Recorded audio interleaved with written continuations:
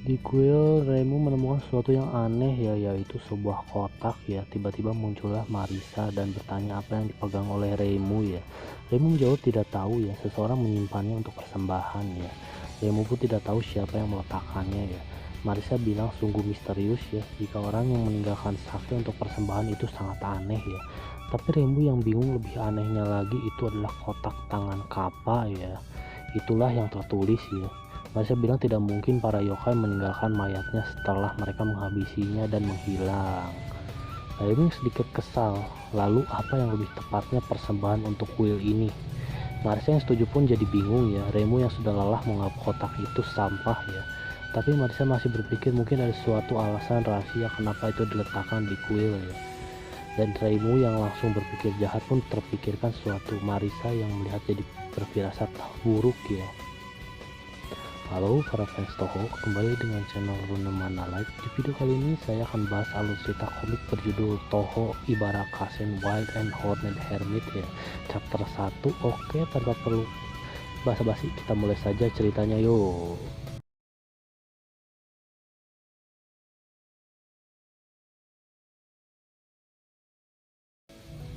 Di desa manusia ada seorang gadis yang sedang berjalan sambil berpuisi ya, dan bertemu Marisa yang tidak sengaja menabraknya ya.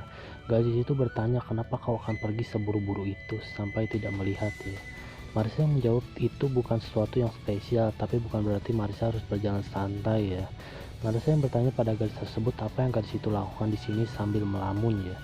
Dan gadis ini berkata dengan tegas dia adalah yang mengingat semua yang terjadi bahkan sampai lahirnya dunia ini. Marisa yang bingung dengan kata-kata gadis itu, semua yang terjadi. Gadis itu ya orang yang mempertimbangkan apa yang akan terjadi dan terus diulang lagi dan lagi agar disiplin ya. Marisa yang tidak percaya jadi kesal ya, karenanya dia jadi lupa apa yang harus dibeli di toko ya. Gadis itu mengangkat tangannya berkata menghidupkan kembali masa lalu itu adalah salah satu disiplin ya untuk memperpanjang umur seseorang. Marcel yang kaget apa disiplin untuk memperpanjang umur ya, dan tiba-tiba gadis itu menghilang ya.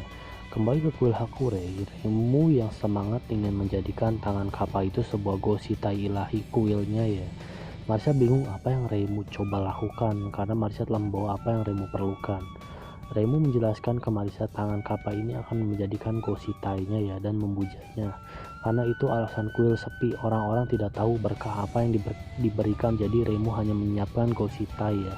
Dan kemudian membuat berkah untuk mengikutinya ya. Marisa yang bingung padahal kuil ini memiliki masalah yang lebih simpel ya, dan pada dasarnya bukannya kuil Hakure adalah kuil pembasmi yokai memiliki tangan kapak untuk gositai ya. Remu yang mencemooh Marisa pengemis tidak bisa menjadikan pemilih di saat seperti ini ya. Selain itu, jika Remu mengatakan itu trofi pertempuran itu akan baik-baik saja. Marisa yang terlihatnya ya terselalu aja dah Remu ya. Marisa menjelaskan kembali ke Remu ya bahwa dia bertemu dengan seorang yang tidak biasa saat di pintu masuk desa beberapa waktu lalu ya. Remu bertanya seseorang tidak biasa dan seperti apa orangnya. Marisa yang bingung menjelaskan orang tersebut seperti pertapa yang tinggal di gunung ya. Remu yang bertanya-tanya apa yang dilakukan seorang pertapa di desa ya. Marisa mengingat untuk disiplin pertapa atau bukan siapa dia. Marisa masih berpikir keras ya. Remu hanya menjawab santai, pertapa semuanya kakek-kakek tua, jadi tidak ada bedanya antara dia dan orang aneh ya. Marisa masih berpikir bahwa dia bukan kakek-kakek melainkan seorang gadis muda yang cerewet ya, dan menempelkan hidungnya di tempat yang bukan tempatnya ya. Bukannya ada orang serupa yang pernah muncul di sekitar sini? Siapakah namanya? Marisa yang bingung terus berpikir ya. Tiba-tiba ada yang membunyikan lonceng ya. Remu yang langsung berlari dan senang karena tangan kapal tersebut bekerja ya. Nanti bagaimana pendapat orang ya? Marisa yang aneh bagaimana itu bisa? Apakah Remu sudah memberitahukan orang-orang padahal Remu tidak melakukan apapun ya? Remu berpikir itu kekuatan ilahi ya untuk membuat kuil makmur atau apalah itu ya. Marisa yang kebawa kesal, mana mungkin kekuatan ilahi itu membawa para penyembah ya. Dan akhirnya mereka pergi dan melihat siapa. Setelah melihat, mereka baru pertama kali melihat orang tersebut. Siapakah dia? Marisa yang kenal dia adalah pertapa itu yang Marisa ceritakan tadi ya. Remu yang melihat gadis itu ingin menyentuh gositanya marah ya, berlari tanpa sengaja. Tangan gadis yang diperban tersebut hancur, keluar asap hitam ya. Gadis itu pun betapa kasarnya padahal dia tertarik dengan benda yang disebut tangan kapa ini ya. Remu yang memegang kotak tersebut karena baru pertama kali melihat gadis tersebut, dan dari mana gadis itu mendengar tentang tangan kapa ini ya. Siapakah dia ya? Dan akhirnya gadis tersebut memperkenalkan diri ya, dan bernama Ibaraki Kasen ya, petapa biasa ya. Dan Kasen mendengar tangan kapa dari para burung ya. Kasen yang senang karena telah berkenalan, tapi Remu tipe yang biasanya ingin diusir, tapi dengan cara lembut ya. Marisa yang bertanya ke Kasen, seorang pertapa mencuri ya, bahkan pertapa yang melakukan disiplin. Marisa jadi enggan mengaguminya ya. Kasen mengingat Marisa ya, dan Kasen tidak bermaksud mencurinya ya, tapi Kasen tertarik dengan isi kotak tersebut ya. Jadi Kasen ingin melihatnya ya, tapi Reimu menolak untuk menunjukkannya karena ini milik Reimu yang dipersembahkan di kuilnya. Kasen yang menatap serius yakin tidak ingin menunjukkan pada Kasen apapun yang terjadi. Reimu sudah lelah ya karena tidak ingin berdebat dengan pertapa, jadi akan menunjukkan isinya ya. Dan saat dibuka, Kasen terkejut ya, apa ini tangan kapa.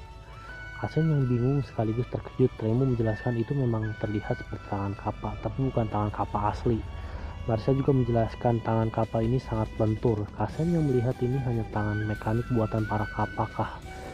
Kasen yang kesal, tapi ini hanya kejailan saja, bukan sesuatu yang pas untuk dipersembahkan ya. Kasen yang kecewa karena tidak menemukan apapun kecuali mainan saat membukanya. Kasen dengar burung-burung berisik karena menemukan tangan yang mirip mumi. Ya pokoknya yang lebih penting, kenapa Remu menyembah sesuatu seperti tangan kapak? Bukankah Remu kurang sadar diri sebagai gadis kuil? Apa yang akan mereka pikirkan setelah melihat ini? Contohnya jika seorang dari desa kebetulan datang beribadah dengan bersungguh-sungguh. Remu tidak ingin mendengarkan Kasen dan mengingat bahwa ada pertapa cerewet di sekitar sini. Pasti itu kau kan? Kasen yang kesal karena betapa payahnya anak muda saat ini ya. Pada tingkat ini manusia akan kehilangan kemampuan untuk bertahan hidup ya. Tidak dapat melawan dewa kematian, mereka akan menemui akhir hidup mereka ya. Dan kekuatan untuk melawan yokai ya. Marisa yang melihat Kasen mengingat tentang perkataan Kasen yang bisa membuat manusia hidup lebih lama. Itulah yang dikatakan Kasen waktu itu ya. Marisa yang takjub karena Kasen sudah hidup cukup lama dan ingin Kasen mengajari Marisa sedikit ya.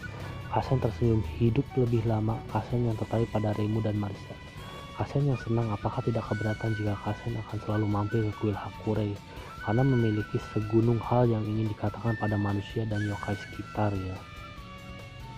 Marisa yang senang tentu silahkan, tapi Remu yang ingin menolak tapi dihentikan oleh Marisa ya, bahwa obat kualitas bagus akan sangat tidak enak rasanya jika dicoba ya. Tidak masalah bukan jika Remu dan Marisa mendengar Kasen berceramah ya. Dan tidak akan pernah tahu, mungkin Marisa dan Remu akan jadi abadi bersama ya. Dan di sisi lain pertapa adalah sekutu manusia yang kuat ya. Ini akan sempurna untuk kuil yokai, bukan dengan senang Marisa. Kasen pun langsung menjelaskan menjadi pertapa itu tidaklah mudah ya, tapi jika ingin sedikit lebih baik sebagai manusia, mungkin Kasen bisa memberikan sedikit nasihatnya. Tapi itu hanya akan membuat kuil ini berbau khotbah ya. Dan itulah Ibaraki Kasen, sang pertapa datang melihat sekitar kuil Hakure dan bagaimana dukungan bagi banyak orang non manusia yang menghuninya dan gangguannya. Oke, segitu dulu untuk chapter 1 ini ya. Jangan lupa like dan subscribe channel ini bila kalian tertarik dengan video dari channel Runamana Live. Oke, terima kasih dan bye bye.